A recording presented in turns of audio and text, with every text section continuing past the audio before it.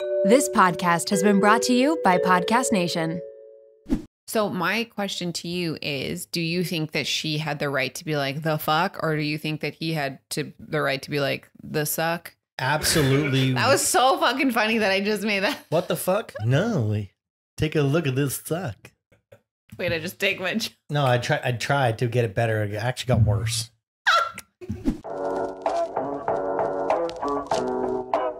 You're listening to the Laughing Couple podcast with your hosts, Brittany and Ryan Ostafy. Join them weekly as they discuss topics such as relationships, kids, sex, parenting, all unfiltered and all with a healthy dose of laughter. Please welcome your hosts, Brittany and Ryan Ostafy. You want it? Do I need to turn your mic up? No, it's fine. Check it. Check. Give it. Okay, hello. That's check it, perfect. check. Right there. Chicken to Chinese chicken. Have a drumstick, but your brain's not ticking. Okay. Watch X-Files with the lights on. With Donna Maison. You wouldn't have seen this email because it came to me, but I thought it came to our podcast one from Josh Groban. I just saw your stories on Instagram. I'm a very supportive husband. I watch all of your stories. I am so concerned for the amount of people who didn't understand that it was sarcasm. Well, Britt, I'm not gonna lie. At first it was sarcasm, but because you went on for as long as you went on with that story, it became less sarcastic. No, it didn't. It was so dry. I was talking about how I need to make notes on all of the things I think about nature for the podcast. Yeah, I'm dead ass serious. It was a long story. It was. I was just looking 10, at the 26. Oh, my favorite numbers. I was reading the email that was sent, and then I wrote him back.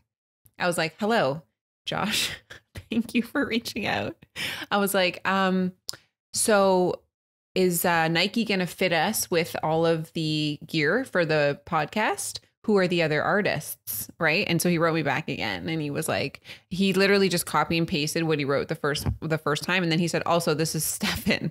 I'm directly management for Josh. This isn't Josh. You're speaking with his management. And I was like, got it, Stefan. So, you just took a massive risk emailing them back. Why?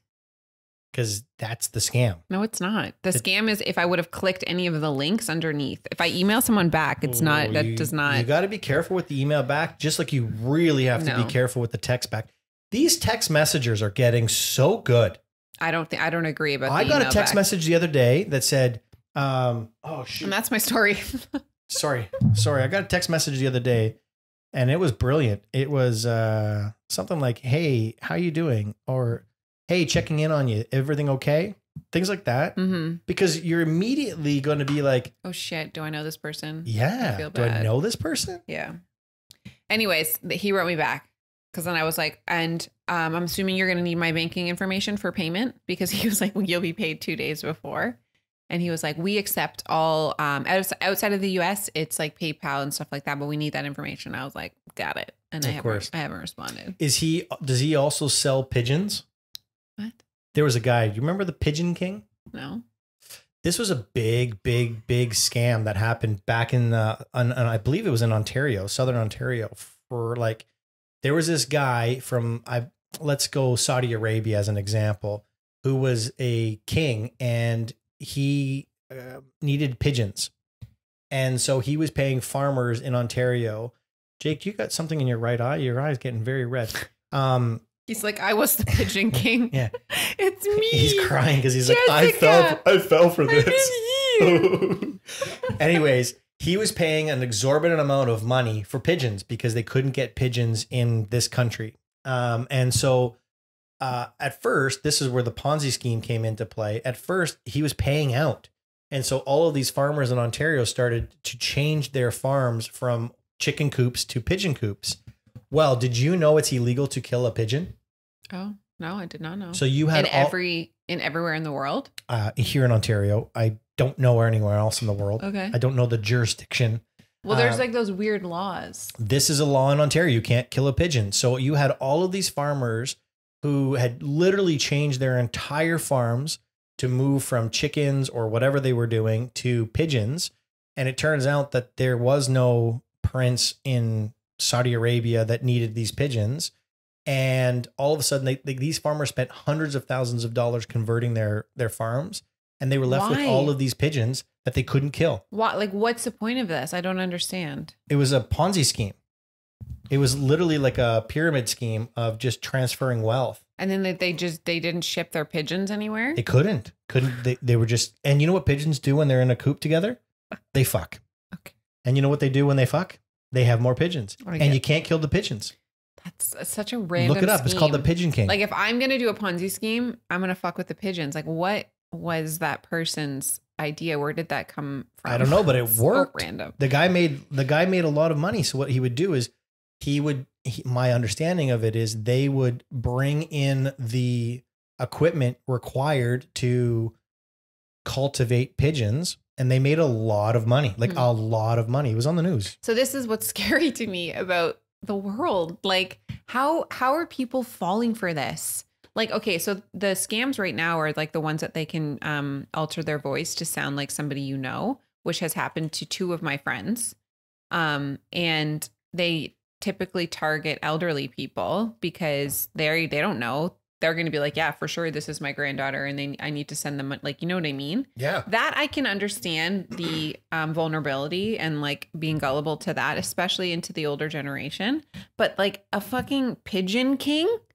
I'm telling you. What? I know Jake's looking it up right now. It was huge. My it was God. huge. These That's guys so made bizarre. millions of dollars selling equipment to farmers. Could you imagine someone calling my great-granny or calling my granny and saying, "Hey, Granny, it's Ryan. I'm stuck in prison. I need $5,000." She would be like, no problem. My granny would be like, "Absolutely. What can I do, Ryan? I'm so sorry. What did you do?" I know. Can we completely pivot, Pivot. and talk about Squid Games, Pivot. the show? This show, it's like the game show. Yeah. Can we hold on? Before we do that, can Yeah. we just acknowledge that? Hey, Happy New Year! Yeah, true. Happy New Year's, guys. You made it. 2023 is over. You got through the holiday season. You got through New Year's. Congratulations. Hold on. It's December 22nd.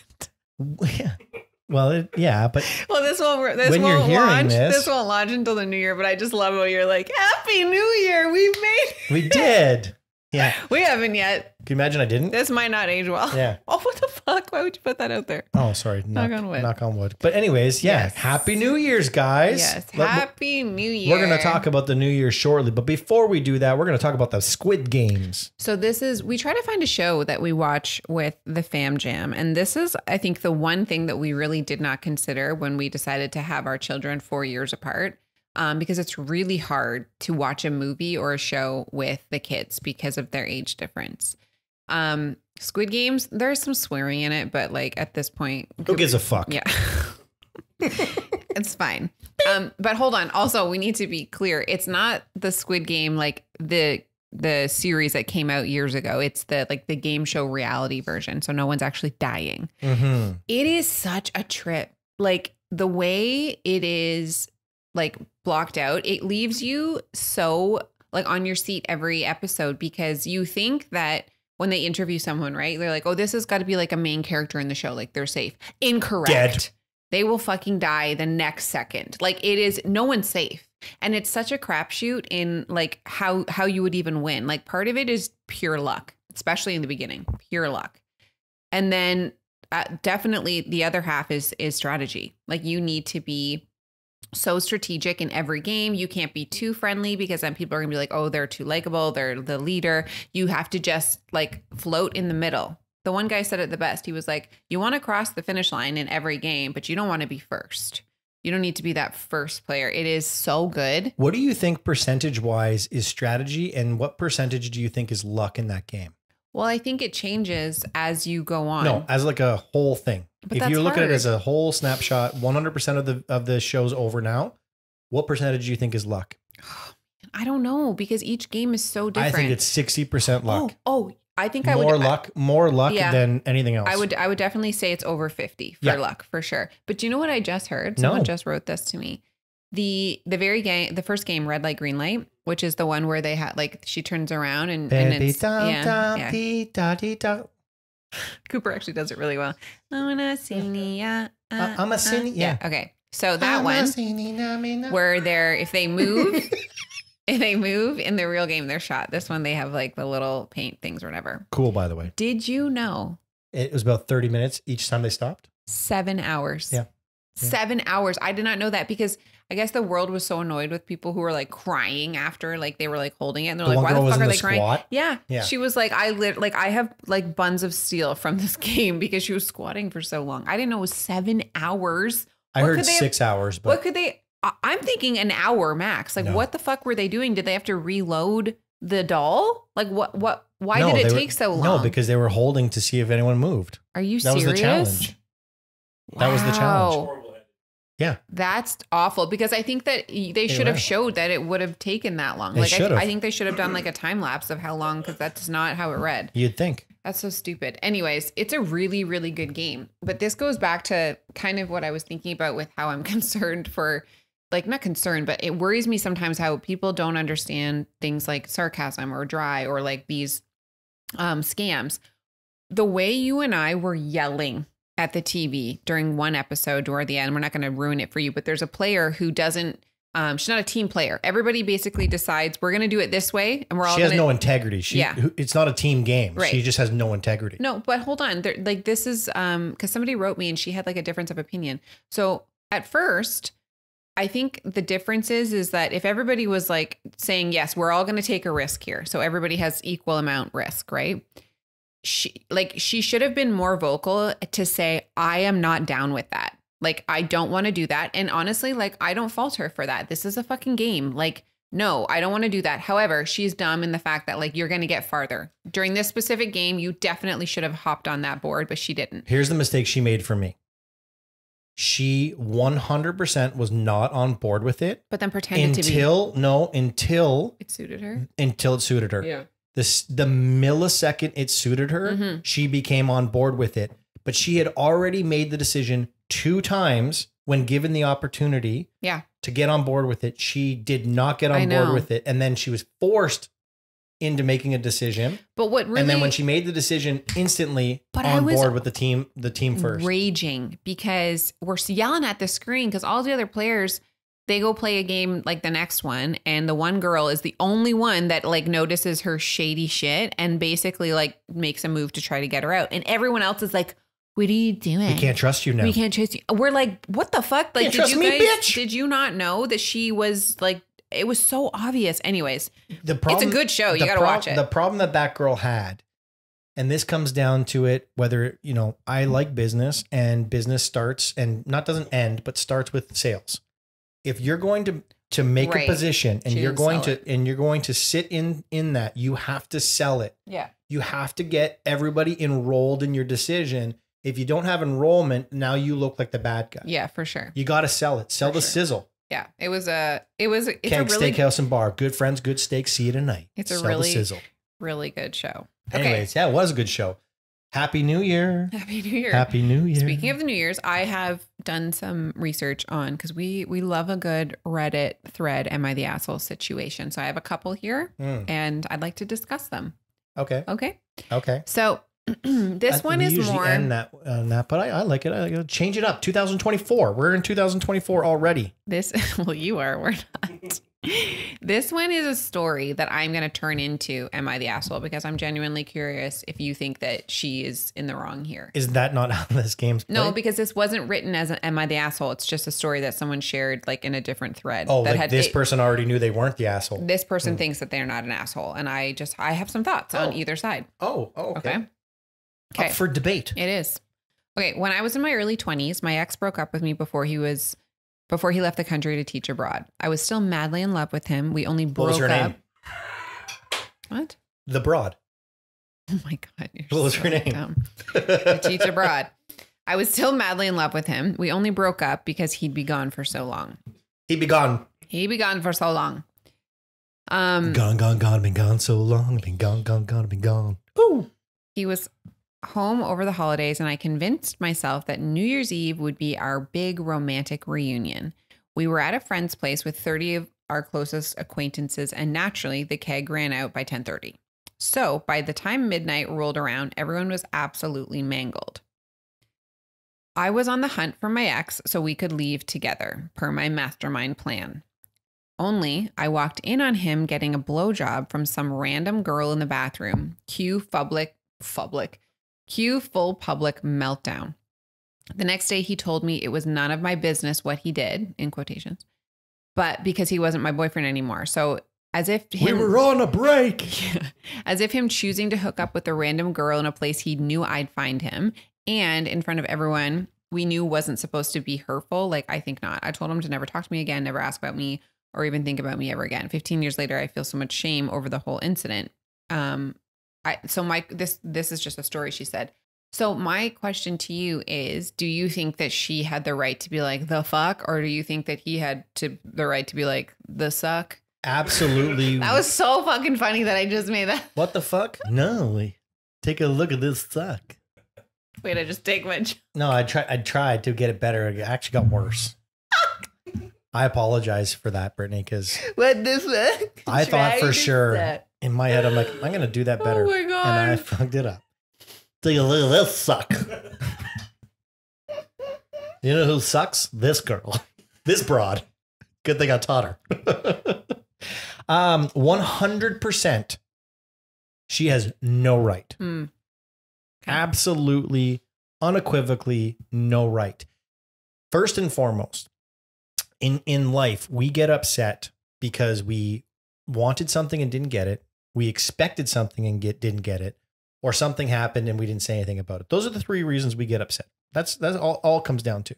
We expected something, didn't happen. We wanted something, didn't happen. She had an expectation of that evening and she wanted something that evening that she did not get alignment around. Mm-hmm. They broke up. Mm-hmm. He moved on. Mm-hmm. She had this grand scheme that this was going to be something magical and he didn't. Mm-hmm. That's not his problem.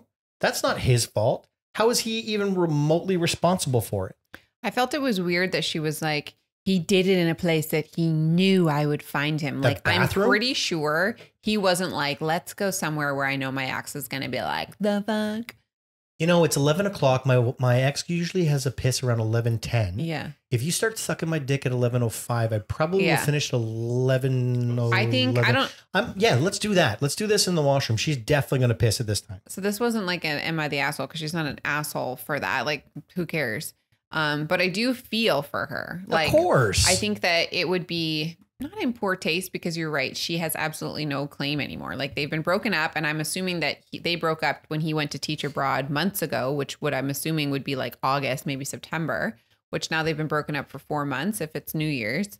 I think that maybe he could have had a little bit more respect for her when there's like, 30 of their closest friends there and like it was open, whatever, sure. Or take her back somewhere else or like something. I get that. But at the same time, also, she has no right. Like he's not with her anymore. No, it's just a really unfortunate situation. I feel bad for her for sure. Yeah. Because like that's heartbreaking. Mm-hmm. Who in their right mind would ever want that to happen to themselves or anyone else for that matter? Have you ever like done something and somebody has walked in on you at a party or anything? Have I ever, like with an ex? No, just like anybody. Maybe not an ex, but like, have you ever been like caught red-handed? By my kids. With your dick out? My kids, you? No. You never? No, I don't think so. Oh. I'm trying to think about like. No, I've never been caught. No. I'm not really one of those risque guys. Like I don't do things in areas where I'm going to get caught, I think. Mm-hmm. But I've maybe never just been, like I've parties and stuff. Like you've never been hooking up with a girl at a party and like somebody walked in, not caught, but just like, oh shit. I've never actually ever had sex with someone at a party. Weren't you in a space where somebody was like getting a blowjob? Oh yeah. We can't talk about that because we know someone. I don't know who this is. Yeah, you do. Yeah. All you heard is. Oh, that never happened though. Well, I thought it did. No. So I went to Niagara Falls. I went with Smitty and Ostapuck and a friend of mine. And I think I've told a story on this. Yes, it and did. I slept on the floor. No, that's not what I'm talking about. No, so Smitty needed his own bed because that's Smitty. And I know I love you, Smitty, but you needed your own bed. And so I couldn't sleep in Smitty's bed. And then this woman who I liked and my buddy, Jeremy, they slept in the same bed and I slept on the floor beside them. And I heard, and I assumed. Could you turn your fucking phone off? First of all, Like in Sarah. First of all, beige. It is. That was vibration. Doesn't matter. On silent, motherfucker. Anyways, I heard, and I assumed that Jeremy was getting a blowjob. No, that's not the night I'm talking about. And he heard and thought I was getting a blowjob. And so he refused to turn around and I refused to look up. And she was just fingering herself? No. She was just like in her sleep. Oh. Yeah. So in the morning I was like, Chair, like, did you get a blowjob? He's like, no, did you? I'm like, no. And then we were like, oh, well, maybe Tyler got one.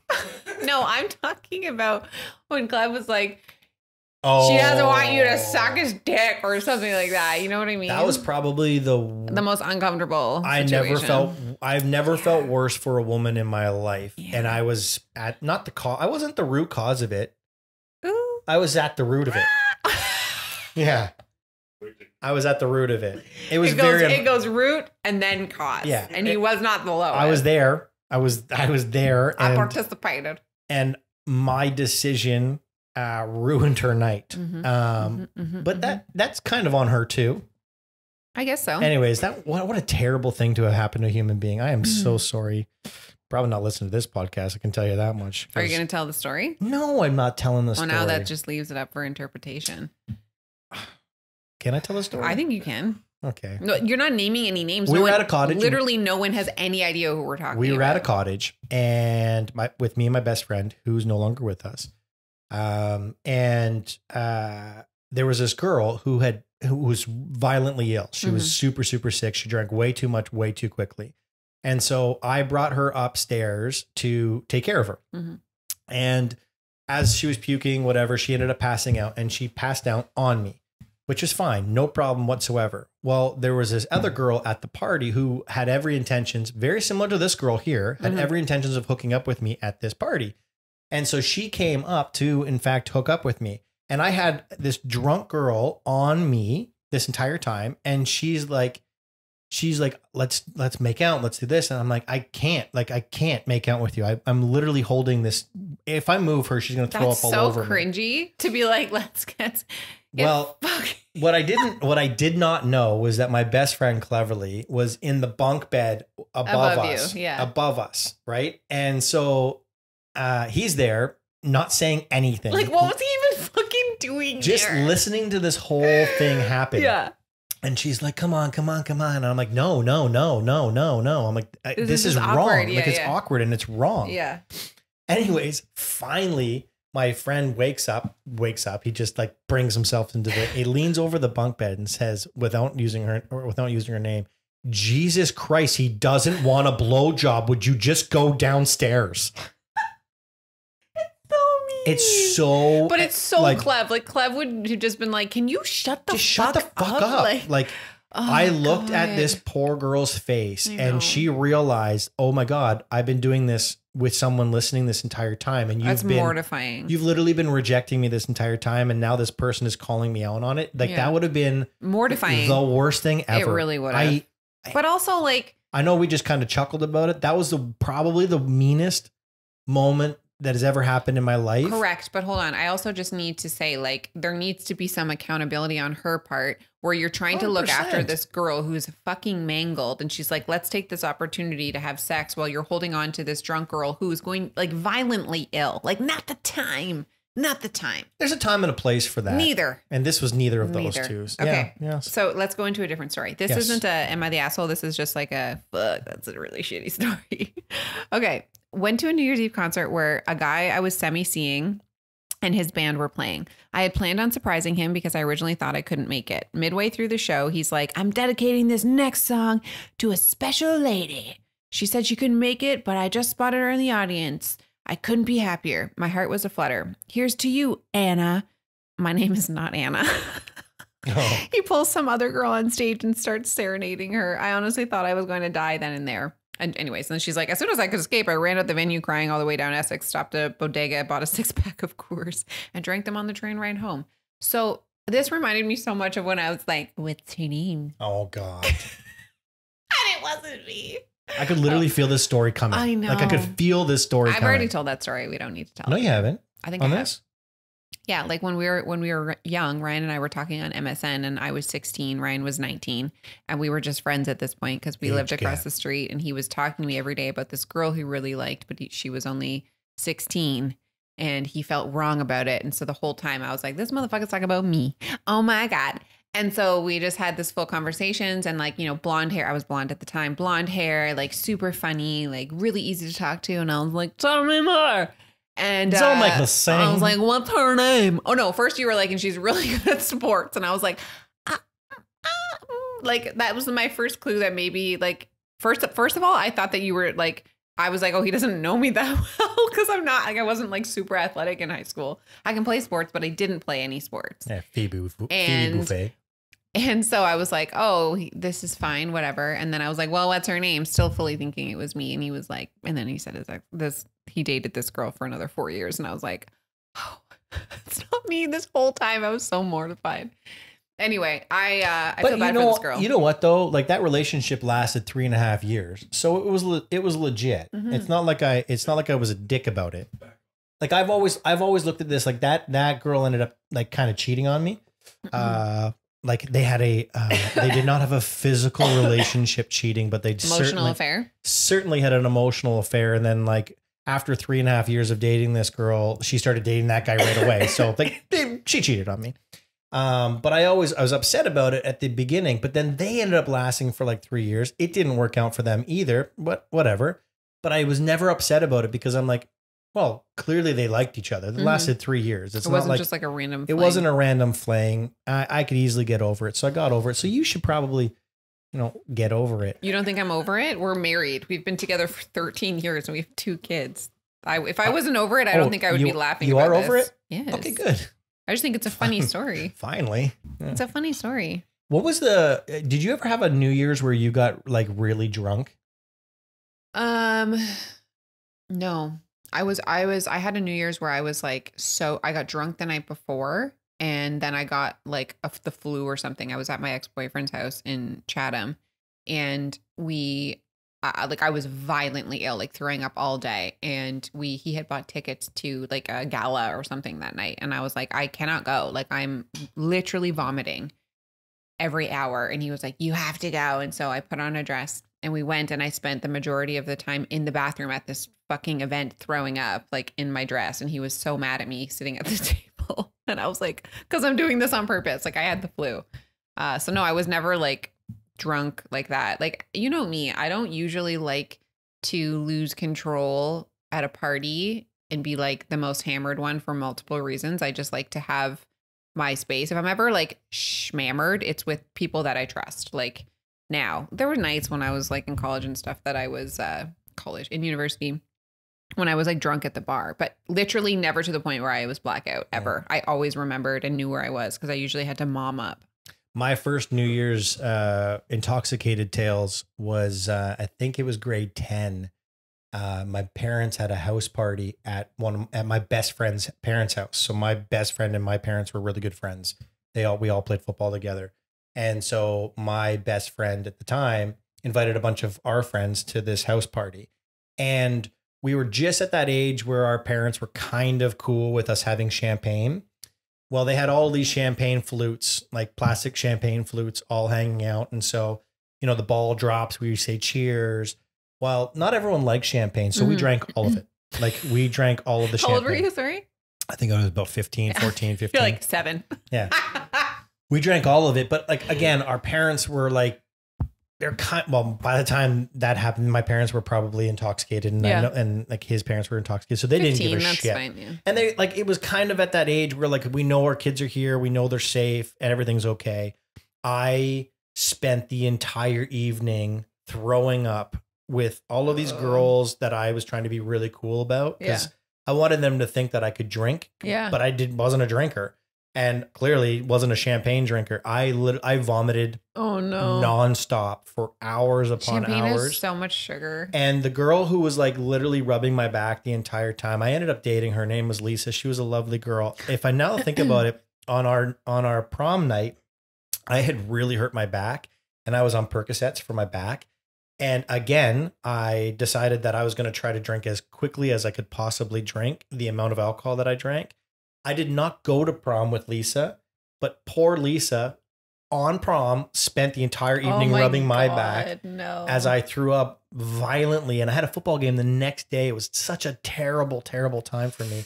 But Lisa, if you are listening to this and you do listen to this, or if anyone who knows Lisa listens to this, please thank Lisa. Because the 2 times that I got really, really intoxicated in high school, Lisa was there to rub my back. Yeah, now she's telling it a totally different story. This fucking asshole made me miss my prom. Anyways, okay, this is a funny story. It's very short. Good night. Okay, so on New Year's Eve, this girl said, my brother got me drunk and put up banners over the house in the current year. So she was so fucked up, she went to bed, okay, like so hammered. So then while she was sleeping, he put up banners all over the house that was from the current year and then made me think I was having a dream. He even recorded the last New Year's Eve show and put it in the DVD as well as having the 2009 glasses. So when she woke up, she thought she was in like a groundhog year. She was like, what the fuck?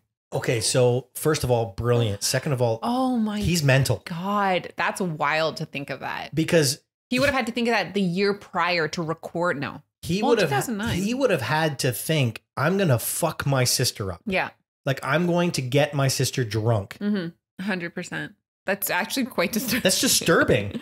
But also like really good prank. I'm going to get you, sis. I'm going to get you fucking alcohol poisoning. He's in jail now. Yeah. He's a serial killer. Like that is like, yeah, that's funny. That's a brilliant, but that's kind of. I know. Okay. This is a 2 Am I the Assholes? And they're very similar, like very similar. Yeah. Okay, the first one. I, female 32, recently inherited a good amount of money from my mom. She passed away. Sorry. I keep the money in a separate account. Sorry. I keep the money in a separate account as I still haven't decided what to do with it and I didn't want it to go to waste.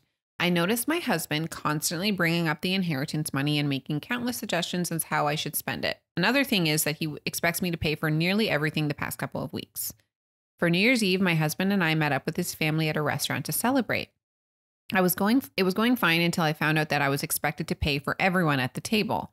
My husband's mom joked about paying for dinner out of my inheritance pocket, which made me livid, but I showed no reaction. Just silently paid for my own food and drinks, then got up and made my way out of the restaurant. They were shouting after me like a crowd, and my husband tried to get me to come back, but I drove home. He got back at 3 a.m. yelling at me saying I was pathetic to get up and walk out on him and his family after they relied on me to pay their food, and I thought I was gracious enough to do it, but they were wrong.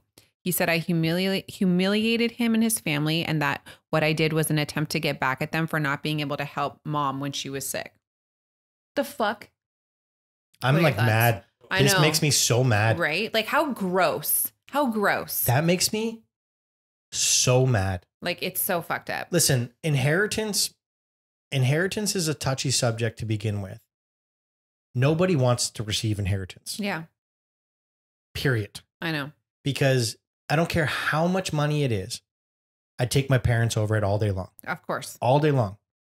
So the idea that someone thinks, oh, this person got a windfall, it's not a windfall. Their parents gone. Right. Like I'm pretty sure she'd much rather have her mom than this fucking money. But like, let me get this straight. Your mother died in an illness, and the thing that the in-laws take from it is great. Now she can pay for everything. Now you got money. And not only that, but they went to the restaurant and racked up a bill that they thought they didn't have to pay. All this lavish things. Like, are you fucked? I would have been like, that makes me so mad. And like they're yelling after her, like, bear, like, oh my God. I have like secondhand embarrassment for this family. It's one thing. And for the husband, like I'd be grossed out by him. It's one thing if you won the lottery.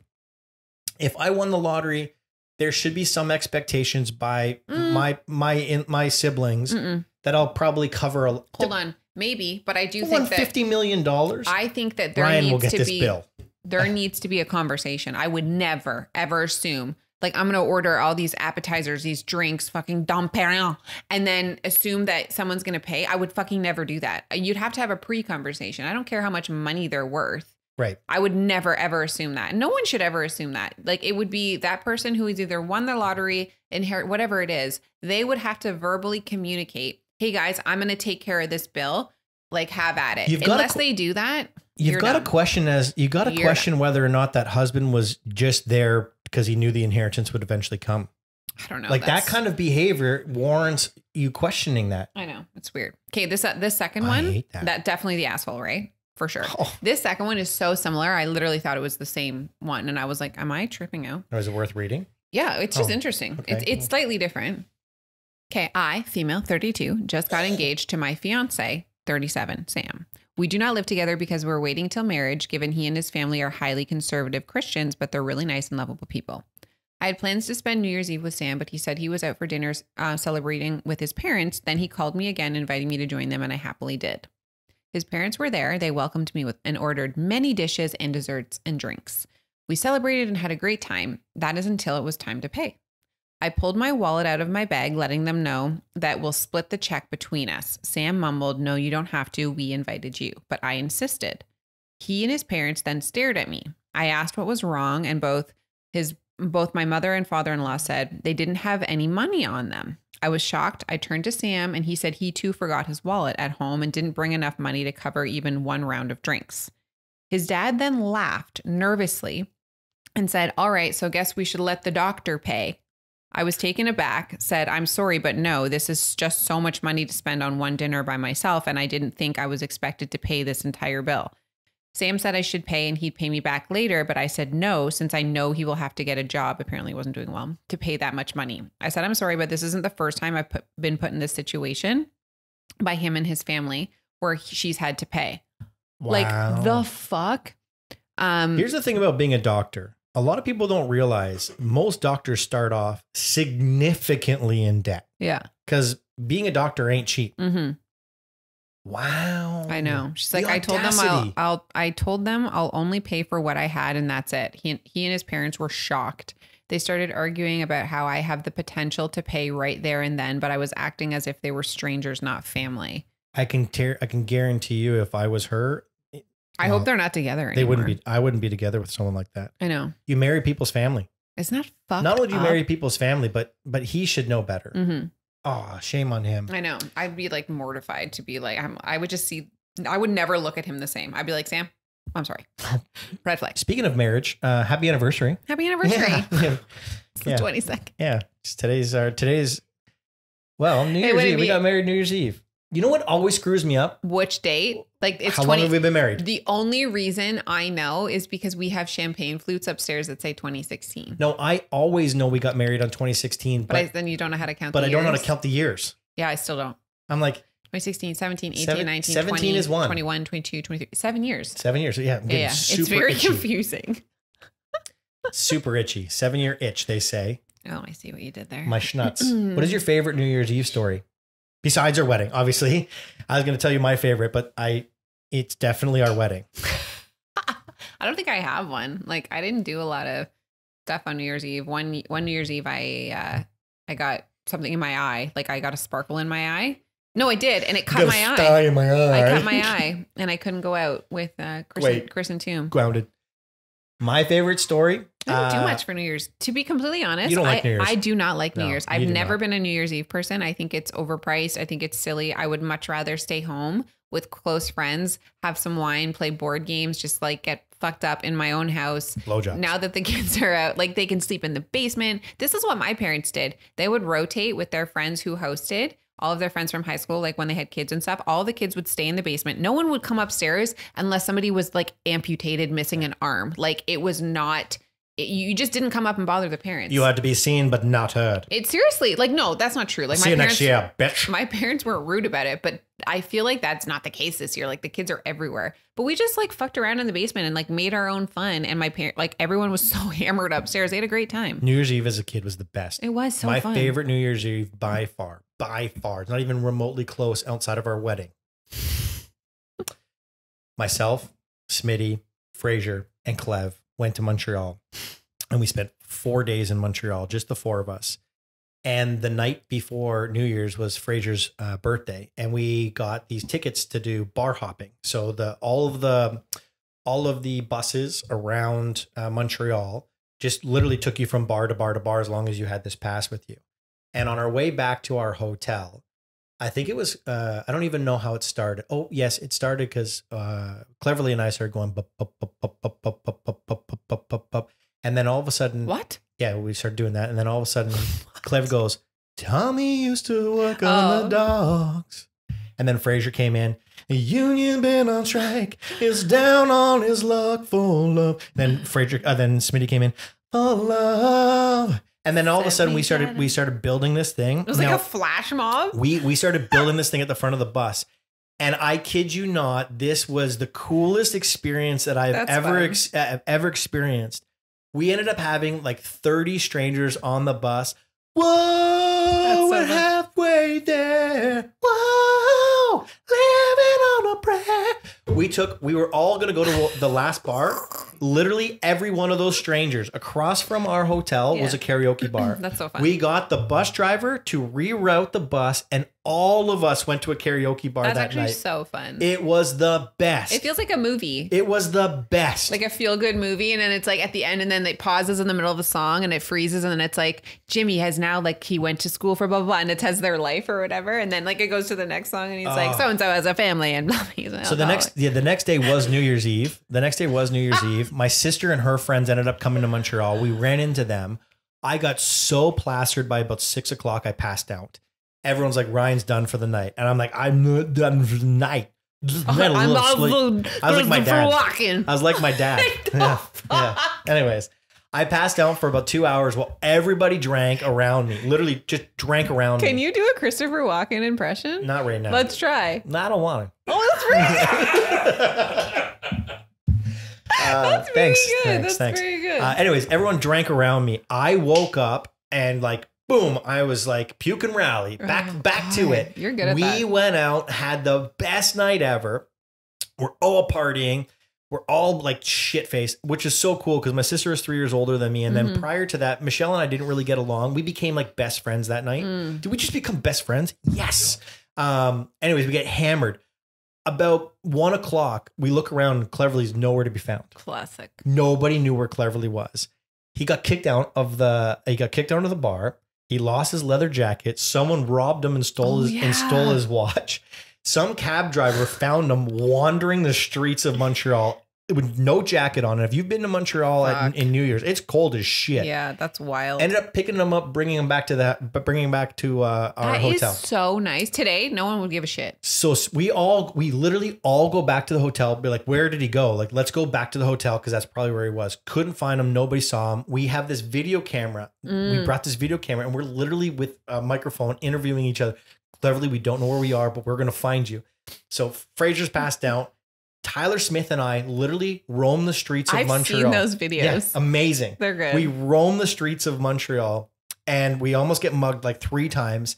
We end up finally like, he's either gone or he's somewhere in jail. or he's either gone in jail or with a girl. Yeah. Right. So we're like, we got to get back here. We're going to die. Yeah. So we get back there. Sure as shit. Here he is. He's sleeping in the bed the whole time. We wake him up. This is classic Cleverly. We're like, Clev, where were you? What happened? He looked at us and says, it doesn't matter. And then went to bed. And here we are like, okay. Oh my God, that was the best. The unfortunate thing is we came home and on our way home, we stopped at the gas station and found out there was a tsunami. Oh. Remember the big tsunami that came in and destroyed everything? That's how we found out about it. Oh yeah. Wow. Yeah. That's weird. Everyone remembers. Everyone remembers the tsunami. Yeah. But I remember Cleverly lost in fucking Montreal. It doesn't matter. Happy New Year's, guys. Happy New Year's, guys. Happy anniversary, Brittany. Thanks, babe. Guys, 2024. It's going to be awesome. It's going to be a good year. We're proud of you for making it through 2023. That was hard for some of us. Yes, it was. There's a lot that happened. Peace out, A-Town. Boop, boop, Bye. boop, boop. New Year's. There goes a sight from my soul.